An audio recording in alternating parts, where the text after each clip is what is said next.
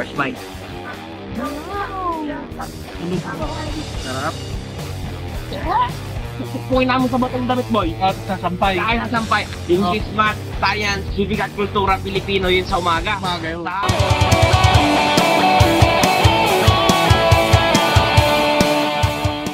So ayun mga kabagis, meron tayo ritong hipon. Frozen yan na mga kabagis, malinis na yan nung binili namin. Itlog mga kabagis.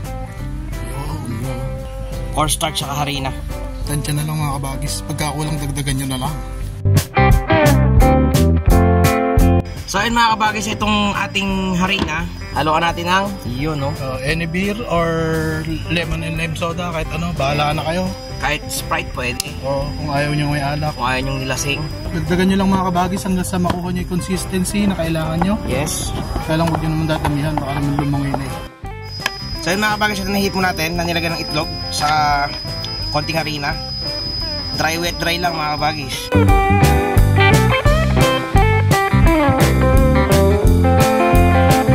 Balikan namin kayo pagka ipipirito na to. Tapusin lang namin ito mga kabagis. 2 hours later. So yun mga kabagis, oh. First batch. First batch. Mabilis lang to mga kabagis, mga 2 to 3 minutes lang to. Baka wala pa.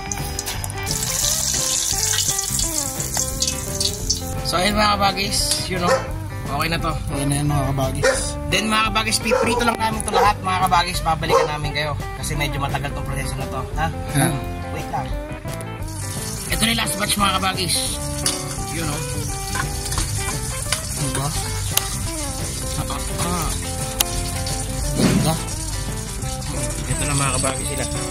Sama-sama na kayo dyan. Bagong na yan mga kabagis.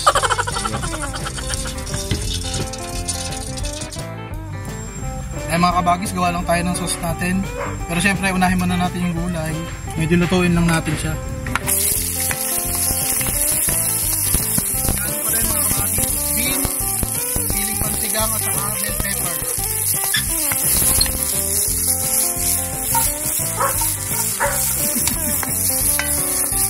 Ayun mga kabagis, balikan namin kayo. Mga kabagis, okay na to. Lagay lang natin dito sa ating plato ulit. Set aside lang natin. Mga kabagis, yung pinag-isahan natin, tayo magigisa ng sauce. Lagay nyo ng garlic sa sibuyas. Inom na kami kanina pa. Next mga kabagis, oyster sauce. Washer sauce. White vinegar. Siyempre, Nilasing na naman, kaya ka nilasing eh. pwede mga kabagis to, tubig na nilagay nyo. Pero dahil gago kami, yan. Number 2, magiinom. Pulutan to mga kabagis. Shisha sauce. Mga kabagis, ano? Hot sauce. Kahit anong hot sauce, pwede rin ketchup. Ano yan? Shisha sauce. Hindi pwede kahit ano, basta ano. Yes. Hot sauce na regular, ketchup, pwede. Mga kabagis, Sugar, Nepro. Pataba yata yan, pre. Ano ba yan? ano ata ito? Gamot? Hindi ko alam. Nepro. Wala ka na. So mga kabagis, optional lang to. Pampalasa. Kalahati lang, mga kabagis. Hap-hap lang. Half body lang. Ayan. Ano ba yan? Ayan. Optional lang din to. Baka di nyo gusto yung lasa nito eh. Ang tawag dito, Cajun seasoning. Chokchak Chinese powder. Mga kabagis, sunod nyo na yung hipo. Sarap niyan, boy. Tapos lagay nyo na rin gulay. Mekos na yan, boy. Mekos na. Ano ba yan? Nanood ka mo nung kay Mr. Nobody. Mekos na yan. Ay, butya, sarap yan. Eto, Jack. Mekos. Mekos na yan. Pansin nyo mga kabagis, ginamit lang namin yung butter para dumikit yung sauce. Actually, pwede nang patayin yung apoy. Ito na eh. Okay na yan mga kabagis. Pare. Okay na? Sige.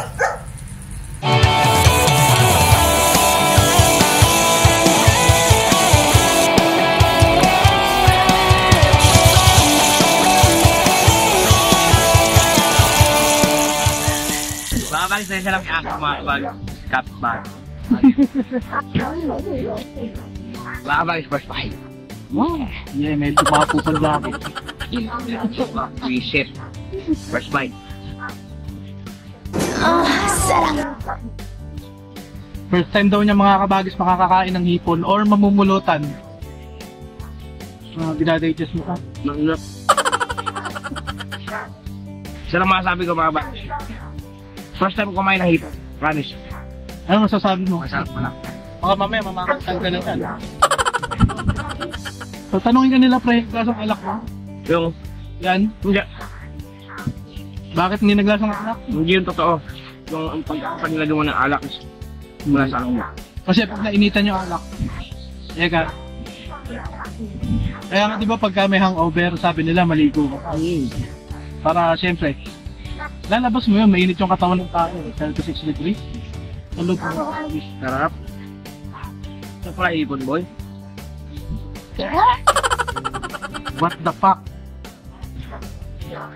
Bago natin, brand natin pre. Bite? Perfect match boy kumpleto dapat. Tama ka bagis. Kaya ganito na lang kalayo kasi nakaraan ay nag-blur eh. Ay. So spicy. Ang pulot mo talaga. Yung hipon ganun pala no? Parang akong first time eh. Parang first time ako kumain ng hipon mga kapatid. Ganun pala lasa niya. Hindi ko alam kung siya pwedeng i-compare sa ano eh, sa alimango hindi pwede. Malayo. Kasi parang karne yung alimango eh. Parang hibla-hiblang tama. Parang yung isla rin ka na medyo mas matigas. Hindi po kasi parang malapit siya sa puset. Oo. Kung mas malambot na version na medyo may kagat. Saka ito pa yung nagpasarap po. Promise. Dorog Vidro. Yung sunog. Sa ilalim ano? Flavors talaga mga kabagis. Promise. Kaya, better din na isisling nyo. Kumpulutan. Wala namang isisling plate. Yung mainit na kawali, yung umuusok na. Lagyan nyo ng butter o margarine. Saka nyo i-itchan nyo doon. May nga naman. May ano yun eh, may lasa siyang, hindi siya sunog eh. Parang ang hirap explain. Wala man. Pero tingin ko, ang tawag yung pre, umami yun eh. Yan. May umami siya ng halo na kakaiba. Pag-ipag ni Uncle Roger ito, magagaya sa atin. Wala Ajinomoto to. Hindi, Uncle Roger na Ajinomoto yung ano. Hindi, yung cubes kasi ano yun, may bechin yun eh. Yo, may baking din yun eh. Oh. Meron din. Pero hindi siya puro, meron din siya. Guys, Actually yung seasoning meron din yun, yung oyster meron din yun. Halos lahat naman mga kabagis may MSG, hindi natin maiiwasan yan eh. Ultimo yung gulay, may natural MSG yan eh. Hindi pwedeng wala. Kaya lang yun nga, huwag kang susobra. Masama eh pag sumobra eh. May mga, nung bata nga ako eh, nabalitaan ako na Bumula yung bibig. bumuli bibig. Kaya nangyari naman kasi dun pre, yung pagkakabalita, kumain daw ng halo-halo. Eh, may bechin, walang label, akala asukal. Inilagay ngayon doon sa Marami. halo-halo. Isang kutsara nilagay sa halo-halo. Eh gaano kalit po ilalagyan yung original nilalagyan ng halo-halo?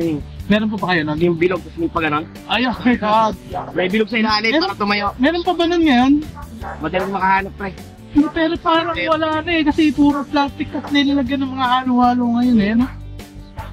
Ay, ba talaga ng 90s? Mga batang 90s, so lumalabas oh. Totoo yan. Madami tayong experience na hindi na na-experience ng mga bagong generation. Marami. Marami tayong mga nakitang platong kakaiba na may vintage na pala, yung merong ano sa, yung platong merong Bulaklak. puta, yung kulay orange. May ubas-ubas. Ubas-ubas, yung kulay orange. Yan. Bagay. Tsaka nga yung mga plato na clear. Di ba yung clear tapos yung may ukit. Ngayon, ala na yun eh. Although meron pa kami nun. Tsaka yung... Meron pa kami nun, yung plato. Yung bowl na ano, yung sinasando ka ng... Ay, oo, boy, oo. Di ba, parang pinost yun, hinahanap yun, men. Parang, mahal na yun yun. parang kung sino meron nun eh. Eh lang pre, mas mababa presyo niya pag wala yung hook. Tsaka yung... Wala kasi hook sa inyo, yung hook na wala na sa inyo hook eh, no? Oo, yung ladle kasi madali lang palitan yun eh. Ay nabibiling ladle eh. Yung ladle mga kabagis, yung putaron sa Tagalog. Yung ginagamit sa mga pala-pala may Plastic meron pa doon. ek. Yung anak ko, konti lang pagkita namin eh. Eh, katanda ko na, ano na ako eh. 31 na ako eh. 27? Sabi na. 27. 1996. Mga bata 1996 yan, no? Oh, batang 1996 pa pala. Hindi kasi actually nag-boom lang naman tayo nung 2000 eh. Yung wala pang cellphone kasi at time eh. Kasi ngayon yung mga pinanak ngayon, na-experience nila merong Android phone. Walang Android phone noon, mga abagi. Hindi, kumbaga, sabi mo, nanganak ng 2000, 2005, may isip na sila. 5 years old sila. 5 years old sila. Andun pa rin yung mga larong, Andun pa rin yung mga bata ng 2000, no? Andun pa rin yung mga... kasi yung mga sumunod, yung mga pinanganak na ng 2004, 2005, 2006. Wala na. Wala na nun. Kasi noong 2005, 2006, grade school na ako noon eh. Wala pa cellphone noon. Puta, mayaman lang ang may cellphone noon, ng 3315 pa. Wala pang current na cellphone noon, kaya kami noon, mga kabataan, lagi nasa labas. Galit ng mga magulang namin. Disco po. Ngayon naman, galit na galit din. Lumabas ka naman. Teka, magpa-araw ka naman. Totoo, nangyayari yan. Diba? Nangyayari yan. Ay, hindi mo na-experience. Ako, katulad ko, hindi mo na-experience anak yung mga ginagawa namin dati. Ako, naliligo kami sa danglan eh. Sa mga batang taga South, naliligo tayo sa danglan. Tapos pinapatuyo natin yung damit natin dahil magagalit yung mga nanay natin. Pero mahuhuli rin tayo, mga kabagis. Bakit? Amoy ilog, pre! Yun, mate! Amoy Amo kung ba yung tawag doon pre? Yung lumot. Amoy lumot! Oo, totoo yun yung amilumot. Bago kami uuwi, ang gagawin namin, nakahubot-ubot kami sa danglan. Ayan, mga batang tropa, si Ryan Lacandra, shoutout sa Tol. Yung mga sila baby. Nakaubo kami pre, hubot-ubot pre. Tapos pupukin namin sa batang damit boy. At sasampay. Sasampay. Aga matulong boy, ligo-ligo. Sige, buta. Sabi naman ng pre, pagka naliligo ng mga kami nun, ang patuloy naman namin, kasi pag pupunta kami ilog, medyo kami nun eh. Medyo, sabi mo ng medyo, nasa nakakaangat, may mga bike tayo. Okay, may bike. Okay, wala may bike talaga boy. Gagawin namin sa boy, magbabike muna kami, paikot dito. Mainit. Yung damit. Okay. Pero hindi mahuli ka pa rin. Ang baho mo, Brad. Ang baho mo, Brad. Talaga sa Pwede lang kung magaling ka, kung diretso ko na agad sa banyo. Tapos ilagay mo sa banyo yung damit mo, no? Hindi, maliit mo. Kasi ang airmats ni Mac sobrang busy, saka hindi na mapapansin yung maduming damit. Kasi ako, yun nahay ko sa bahay lang eh. Pag may nakitang damit sa banyo, maamoy mo yan, may lumot nga. May lumot ka, may lumot. Peace! Pero may mga kaibigan pa rin ako na mga magulang na sila, pero old school pa rin sila pagdating sa mga anak nila. Oo. Meron mga ganun eh. Hindi, ang problema kasi natin ngayon talaga, yung technologies talaga. Ayaw nang lumabas ang bata dahil binibigyan ninyo ng mga cellphones. Dapat at age of high school, saka nibigyan sila ng mga cellphones. Pero hindi rin eh. Kahit na hindi nibigyan ng cellphones eh, hihiramin yung cellphone nyo, wala naman magagawa eh. Saka syempre, nakikita sa classmate. Oo, may inggit eh. Hindi pa pwede hindi eh. Kahit ako, nagpapabili na sa akin yung mga anak mo ng cellphone eh. Hindi pa pwede. Kumbaga, pag pumasok ng high school. Ako na magka-cellphone ako first year, high school. Pinakasama ako cellphone pre. High school, nung nagka-jowa lang ako pre. Sabi mo elementary may cellphone ko, iniitsa mong ganon. Oo. Hindi, tol, yung cellphone kasi nun pre, kaya mats yun. 3315. Tinatakas ko lang yun. Iniitsa mo. Gago ka eh. Gago ka pala, ba't iniitsa mo yung cellphone ng nanay mo? At pa naman yung ano ba naman, Brad, yung mapapakinabangan nyo sa, ay, maboboring kayo sa cellphone ng batang 90s. 3315 Space Impact, Snake, puta, yan sa kayo, bota. Kung mahilig ka sa music nun, pre, meron kasi kung tinatawag sa, 3315 at pataas yun, yung may composer. May composer, gagawa ka. Gagawa ka sarili mo rin. Gagawa ka sarili ko. Yung iba pa nga, kopya naman ako. Pre, kukopyahin na gano'n. Tut. Gagawa mo lang yun, Minsan nga, hindi pa nga nakanota eh. Siyempre, kung ano dinig mo, yun lang i-compose mo. Natin nakakanis yun. Ang daming alaala mga bagay. Grabe. Although sasabihin natin na sila siguro ngayon, iba rin sila ngayon. Iba na. Iba pa rin yung susunod na henerasyon sa kanila. Iba yun. Pabago-bago naman.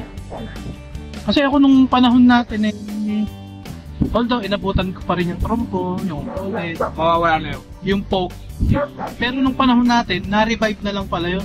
Dati pa pala uso. Paano pa ng mga tatet? Lolo. Umiikot din eh. Pero ngayon, imposible sigurong mapalik na yung mga ganong laro kasi technology, graded na eh. Ngayon, meron pa konti. Yung mga anak ko naglalaro pa ng gano'n. Kami nun, lalaking tao, nag-Chinese garter eh. Oo, kayo lang. Ngayon, pambabae na lang talaga. Pambabae na lang talaga. Ang mga laro ng mga Yung moro-moro, hindi mo na nakikita sa mga kapatid sa pantok eh. Yung moro-moro, yung Bakit meron pa ngayon? kabataan na babae. Pero isipin nyo, gano'n na lang yun, hindi katulad ng dati talaga, tuwing hapon talaga, nakikita yung mga yan. Walang text yung mga yan, wala namang share. Eh kung muna yun, siyempre, uuwi mo na. O, iuwi, magbibihis. Manonood mo na ng anime. Ay, uwan, nanonood muna, Senki, play mo preka. Yun, Flame of Recca, Ghost Fighter, Ghost Fighter, tayo, Slam Dunk, ay, Gundam. oo, Yung mga ganon. Sword. Wala na nga sword ngayon eh. Asa na si Sword Boy? Wala na ako nakikita sword. Wala na nga, wala na. Pero yung Beyblade pala tuloy-tuloy. Ah, Beyblade. Burst Evolution, marami na. No? Gulat niya ako si Uno may Beyblade. Wala, ako ganyan na talaga ako may Beyblade ngayon. Hindi na di hatak na gano'n eh. Di pinipindot na lang pala ngayon yung Beyblade. Sala. Dati nan, puta ka palengke, bibili ka nung sati na napakahaba. Para talagang yung ikot ng Beyblade may galit na galit, di ba? Di ba? Yun yung dati yung uso. Babaan ng ano, ng ilaan. Sate. Oo. Sate, yung tawagin nila. Yung pag binati. Kasi siyempre, pag mas mahaba, mas malakas yung hiikot. Mas malakas yung hiikot. Noon. Parang turumpo lang yan eh, di ba? Hindi sa turumpo eh. Pag mas mahaba yung tali. Ano? Ganon kami. Ay, grabe. Alaala sana merong nanonood ng mga batang kaya lang. Kahit mga batang 90s o 80s, baka kahit matatandang 70s eh, Maalala nyo. alam nila yun. Maalala niyo yung mga memory kinikwento namin. O talagang ganitong oras ka mo, anong oras na pa ngayon? Gaal, 4. Sa school pa Ay, tayo. sa school pa to. Sa school pa kami, 2:30 pa lang eh. Hindi ako nagkakamali, ano pa to? Oras pa to ng ano? Puta, oo nga pala, English. English, math, science, civic at kultura Pilipino yun sa umaga. Umaga yun. Sa hapon, yan yung mga GMR, GMRC, mga Cheche Borese, o PE, mga... PE hapon talaga, mga alas 4, alas 3, last subject. Last subject PE kasi uwi ka na eh, kasi buwin kayo sa oval eh. At buko kayo sa oval eh. Pero pagka minsan naman yung walang hanggang, ano tawag dito? Walang hanggang lecture. Sulat. Ay, puta, sulat po, naiiwan ako boy. Di ba, Blackboard. Andito na sila, buburahin na to. Andito pa rin ko eh. Puta, binura na, ayoko na.